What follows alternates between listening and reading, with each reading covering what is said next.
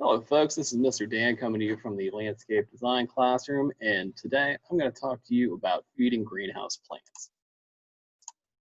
So the main idea here is how can I properly fertilize plants growing in a greenhouse? So there's a lot of different plants that you can grow within a greenhouse, pretty much anything and everything, because you have that controlled environment.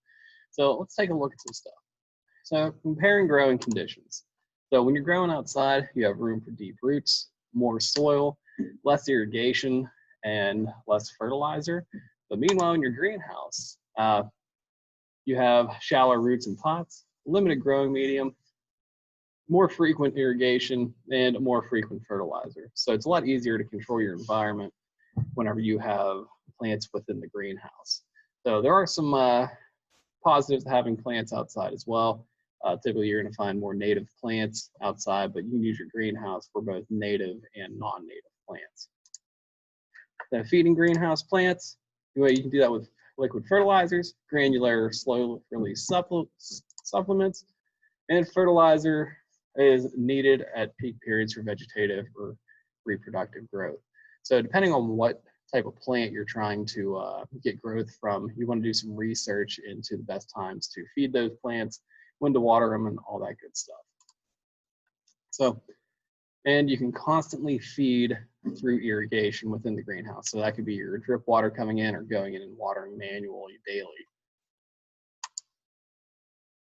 So, enough water to leach pots of excess salts and nutrients. So as we talked about in one of our previous presentations, leachating here is when you're watering plants and that water coming out, not only is it just water coming out, but it's also getting rid of some of those excess salts and nutrients you don't need in there. So just to go over that again, leaching is the action of a liquid draining through the soil or growing medium.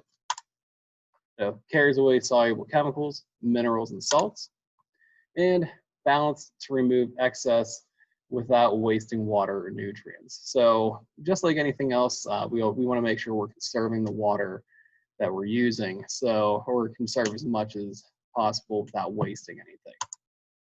So possible problems if nutrients are out of balance. You end up with a deficiency. That's when fertilizer applications do not include enough of one or more elements. So whenever you're watering, you want to make sure that you're using if you're putting a chemical within that, you want to make sure you're using the right amount to give the plant proper plant growth. Toxicity, when the fertilizer mix includes too much of one or more nutrients. So you have your regular NPK, that would be nitrogen, phosphate, potassium that go into it. If you have an excess of any of those, that could be toxic to the plant. So make sure you read up on your plants before fertilizing so you know how to use your NPK.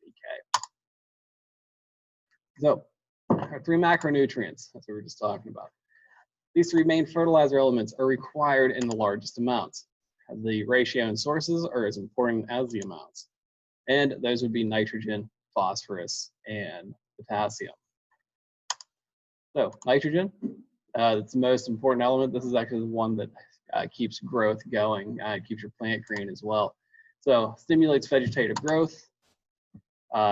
Too much, if there's any excess, it's too much leaf and stem growth at the expense of flowers and fruit. So if you have too much nitrogen, your leaves are going to grow crazy, but that's going to be with showing a really terrible looking flower or fruit at the end of the day. So no more than 50% supplied by ammonium, so that would be NH4.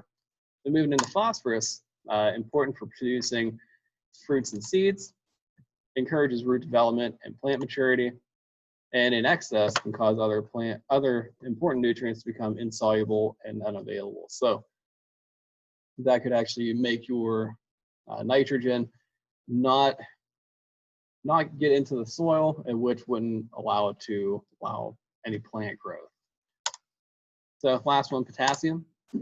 General plant vigor and disease resistance. So potassium is going to make your plants resistant to various diseases that come in the greenhouse.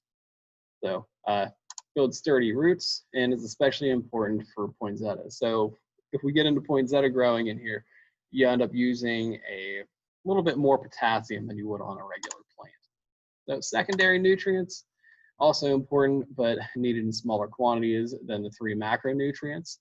You can see on the back here a bunch of different nutrients going in, such as zinc, manganese, iron, copper, magnesium, and then you have your regular nitrogen and phosphate. So these 3 are calcium, magnesium, and sulfur, and sometimes included in the list with the macronutrients. So micronutrients. These are needed in the smallest quantities.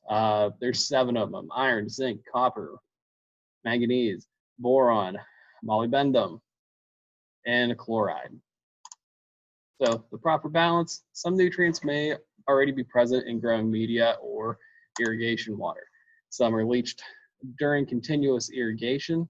So you want to make sure, if you're continuously moving water on everything in your irrigation system, you want to make sure that you're adding nutrients in from time to time, or letting those nutrients run out to give a smaller amount. So that comes with practice that we'll be doing in here. So supplemental CA or supplemental calcium may be needed near the end of the growing season.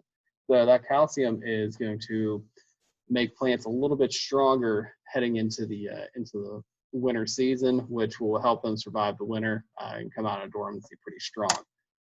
And then dolomitic lime may be used to adjust pH and add magnesium. So selecting fertilizers. You want some complete fertilizers. They're designed for greenhouse use, NP and K, and the desired balance. So like I said before, make sure you're reading up on the plants that you want to put into your greenhouse or what you're looking to grow, because the right mixture of nitrogen, phosphorus, and potassium is going to make all the difference in the world. So that's a custom blend from several sources, mixed to achieve the best balance for plant growth. Like I said before, research, because if you don't do the right mixtures, you won't either you won't get the right plant growth that you want, or in some cases you might overdo it and kill the plant. So that is the end of my presentation for this. If you have any questions at all, please contact me down in the landscape design classroom. But I appreciate your time, folks. Have a great day.